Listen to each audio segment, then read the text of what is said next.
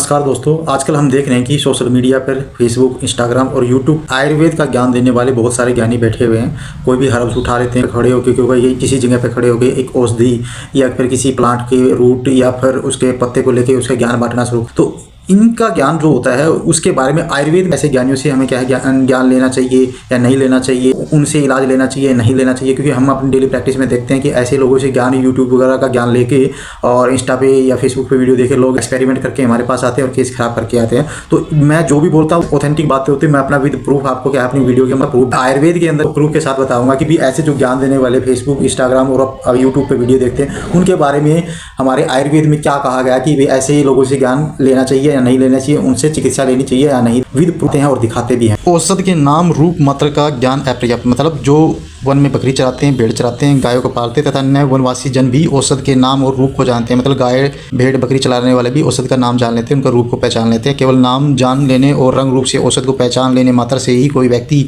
औषधियों के श्रेष्ठ प्रयोग का ज्ञाता नहीं हो जाता। नाम और स्वरूप का ज्ञान हो जाने मात्र से रोगी के दोष आदि के अनुसार औषध की समीक योजना नहीं की जाती। मतलब खाली नाम से उसका योजना नहीं की जा सकती। आपको खाली नाम और रूप पता है औषध का, इसके लिए तो शास्त्र और व्यवहार का ज्ञान होना, सदगुरु की शरण में अभ्यास करना और औषधों के गुण कर्म का सम्यक ज्ञान अपेक्षित होता है। ये जरूरी होता है कि आप उसका पूरा शास्त्रों से ज्ञान हो, उसका व्यवहार का ज्ञान हो और सदगुरु मतलब उस शास्त्र के गुरु का शरण में आपने अभ्यास किया हो। तत्ववेद की परिभाषा मतलब रोगी की प्रकृति, रोगी के बारे में जानना और वो दोष के अनुसार उसके शरीर में कौन सा दोष है, औषध की सम्यक योजना, फिर उसके हिसाब से ही औषध का सही योजना लगाना, करने वाला नाम और रूप से औषधों का ज्ञाता व्यक्ति ही तत्ववेता कहा जाता है। उसी को जो मतलब जिसको संपूर्ण ज्ञान हो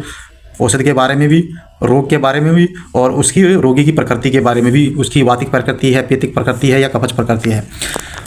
जो वैद्य औषधों को सर्वदा नाम, रूप, गुण, कर्म, रस, वीर्य, विपाक सब प्रकार से जाने, उसका फिर क्या कहना मतलब वही श्रेष्ठ है। श्रेष्ठतम विशक मतलब जो वैद्य प्रत्येक रोगी की विविध परीक्षा करके अच्छे से रोगी को जांच पड़ताल करके देश, काल, दोष, औषध, सत्व, बल, शरीर, आहार, प्रकृति, व्यय आदि का विचार कर तद अनुसार औषधों के योग को जानता है, सारी चीज़ों को अच्छे से जानता है, उसे ही श्रेष्ठ विशक यानी कि वैद्य यानी कि उच्च कोटि का चिकित्सक जानना चाहिए। ज्ञात और अज्ञात औषध प्रयोग का फर्क। अज्ञात औषध जो इसके बारे में अच्छे से ज्ञान ना हो, विष, शस्त्र, अग्नि और वज्र के समान प्राणघातक हो सकते हैं, मतलब जान भी जा सकती है। आप किसी भी ऐसे यूट्यूबर से आप किसी जड़ी को उठा के वो जब उसका ज्ञान दे रहा था उसको यूज करने की बोल रहा है तो मतलब वो अज्ञात औषध के उसका विष, उसका शस्त्र, अग्नि और वज्र के समान, मतलब वज्र, अग्नि और शस्त्र के अनुसार प्राणघातक, जैसे कि प्राण लेने के लिए जहर और तलवार वगैरह, आग और वज्र मतलब जैसे कि हमारे इंद्र देवता का वज्र था। तो इस तरह से प्राण नाशक हो सकती है, प्राणघातक हो सकती है। बगैर ज्ञान के उस चीज़ को प्रयोग करने से आपकी मृत्यु भी हो सकती है। और अच्छी तरह से सभी दृष्टियों से प्रज्ञात औषध अमृत के समान, अगर अच्छे से जानता है उसके बारे में, औषध के बारे में, रोगी के बारे में, सभी दृष्टि से प्रज्ञात पूरा ज्ञान होने वाले औषध अमृत के समान, वो अमृत के समान होगी, फिर प्राण रक्षक होती है। एवं जिस औषध का नाम, रूप और गुण ज्ञान न हो अथवा